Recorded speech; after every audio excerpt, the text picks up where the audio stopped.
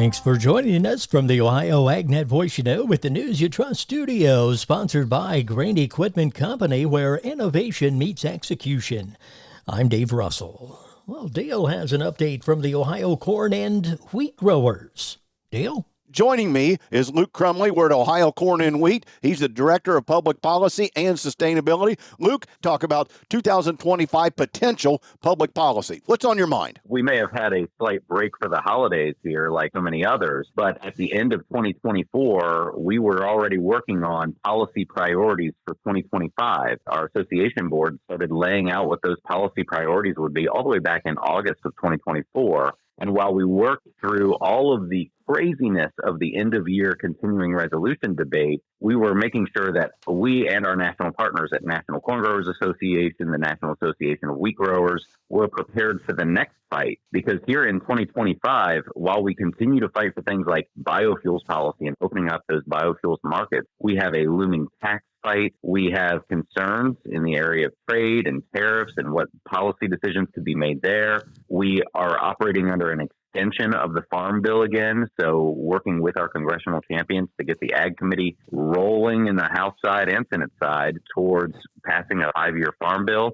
We have a lot of the same fights that we have had to fight over the last few years, and 2025 is going to be more of the same, but with a new dynamic out in Washington, D.C., where Republicans in name control all three branches of government, but in reality, their narrow margins create a dynamic where Democrats are still going to have a significant voice in Washington, D.C., and are going to be needed at the table to advance really good policy decisions. As we go into 2025, we have really thorny issues, and we have a new dynamic with new majorities, new leaders in place, new committee assignments happening, and President-elect Trump coming into office. And thank you, Luke Crumley from Ohio Corn and Wheat.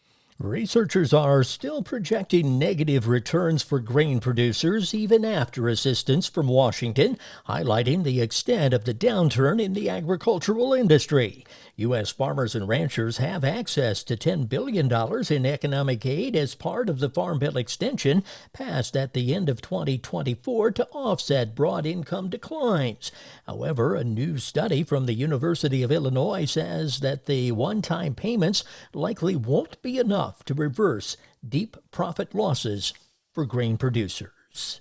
How did the USDA's chief economist and the markets respond to Friday's annual crop production report, revising end-of-year forecasts for 2024's corn and soybean crops? What to make of the collection of USDA reports issued Friday? The primary focus, according to Chief Economist Seth Meyer, the big yield changes that happened this month related to corn and soybeans per the final production estimates for 2024, especially the late season significant corn yield adjustment. A downward adjustment of corn yields by 3.8 bushels from last month. That's a big change this late in the season. That gives you a production change down 276 million bushels. As a result, we see corn prices up nearly 3%, up 13 cents on the nearby futures market. The trade was maybe looking for a little bit lower yield. They got bigger decline in yields than they had anticipated. In a similar adjustment in soybean yields for last year's crop, revised down a bushel from last month. That gives you a production change of nearly 100 million bushels from the previous estimate down. And so you got bean futures up 2% as well. I'm Rod Bain reporting for the U.S. Department of Agriculture in Washington, D.C. And John Deere has laid off 75 workers, or 13%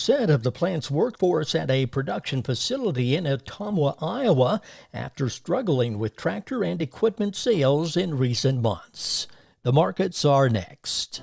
Nearly 90% of farmers say that financial worries, constantly changing market conditions, and other uncontrollable variables take a toll on their mental well-being. Add in the weather and family dynamics, well, it's a lot to handle alone. But did you know farmers and their families can receive free confidential services from licensed professionals? Support is available 24/7 to help with the challenges you face. Look for Farm Family Wellness Alliance under the Resources tab at farmfoundation.org. Take care of yourself. Your well-being matters. Joey from Vermont, a farmer trying to get through the winter. Adriana from South Carolina, a single mother living paycheck to paycheck.